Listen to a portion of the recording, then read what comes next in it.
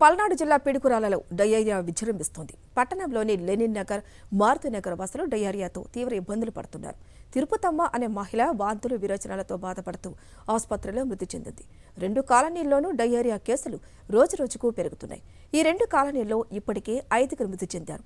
కాలనీలకు చెందిన పిల్లలను స్కూలుకు రావద్దని మాస్టర్లు చెప్పేశారు. డయేరియా రోగులతో 2 కాలనీలకు చెందిన అర్బన్ హెల్త్ సెంటర్ నిండిపోయింది.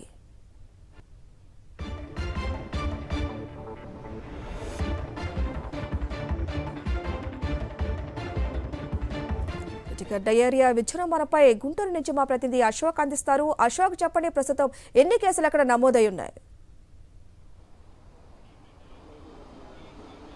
పిడుగురాళ్ళలో పూర్తిగా డయేరియా వణికిస్తూ ఉంది. లెనిన్ నగర్, అలానే మారుతి నగర్, ఈ 2 నగర్లో పూర్తి స్థాయిలో ఈ 2 కాలనీలో దాదాపు 3వ తారీఖు డయేరియా కేసులు ప్రారంభమయ్యాయి. అప్పటి నుంచి రోజు రోజుకు కేసులు పెరుగుతూనే ఉన్నాయి. కానీ అధికారులు మాత్రం పూర్తిగా నిర్లక్ష్యంగా వ్యవహరిస్తున్నారు. అందుకే మృతుల సంఖ్య కూడా పెరుగుతూ ఉంది. పూర్తిగా రోజు రోజుకి మరణాల సంఖ్య పెరుగుతూ ఉంది. దాదాపు వరుసగా 3 రోజుల నుంచి ఇప్పటి వరకు 3 డయేరియా బారిన పడి చనిపోయారని అధికారులు చెప్తున్నారు. వాంతులు విరోచనాలతో హాస్పిటల్కి వెళ్ళటం, అక్కడ మెరుగైన ట్రీట్మెంట్ పొందలేక అక్కడి నుంచి నర్సరావుపేట కానీ లేకపోతే గుంటూరు కానీ రావటం, ఇక్కడ 2 రోజుల పాటు ట్రీట్మెంట్ తీసుకోవడం జరుగుతుంది.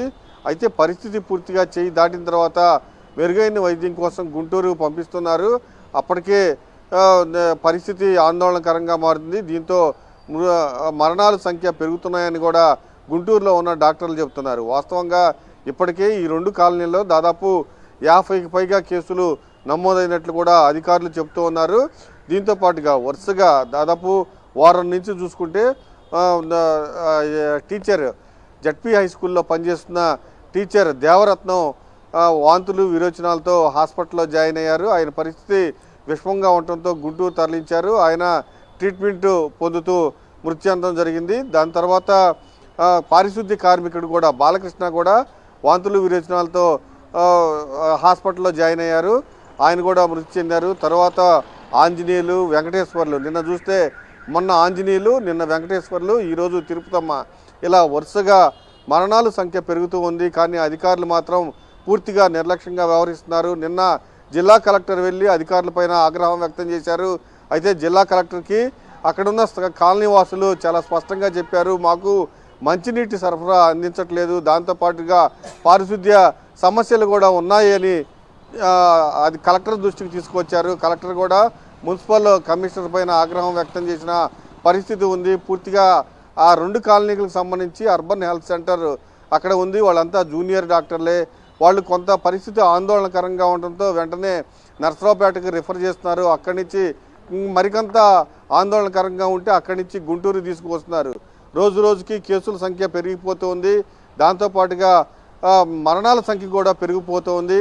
ఈ 2 కాలనీలకు చెందిన వాళ్ళైతే ఇప్పుడైతే తీవ్రమైన ఆందోళనలో ఉన్నారు. స్కూళ్ళకు కూడా అక్కడున్న జడ్పీ హై స్కూల్కి కూడా ఇప్పటికే సెలవులు ఇచ్చేశారు. పక్క వేరే ప్రాంతంలో ఉన్న స్కూల్స్ సంబంధించిన వారైతే, మాస్టర్లు అయితే ఈ 2 కాలనీలు ఎవరైతే లెనిన్ నగర్ కానీ లేకపోతే మారుతి నగర్కి సంబంధించిన విద్యార్థులు ఎవరు వారం రోజుల పాటు మా స్కూల్కు రావద్దని కూడా చెప్తూ ఉన్నారు. దీంతో విద్యార్థులు కూడా స్కూల్కి వెళ్ళటం మానేసిన పరిస్థితి అయితే ఈ 2 కాలనీలో ఆందోళనకరంగానే ఉంది. అధికారులు నిర్లక్ష్యంగా వ్యవహరిస్తున్నారని 2 కాలనీల వాసులు ఆగ్రహం వ్యక్తం చేస్తున్నారు.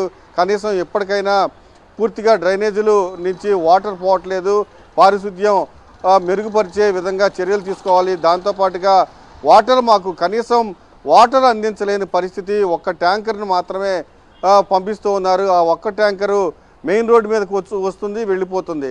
అందుకే రోజు రోజుకు ఈ డయేరియా కేసులు పెరిగిపోతున్నాయని కాలనీ వాసులు చెప్తూ ఉన్నారు.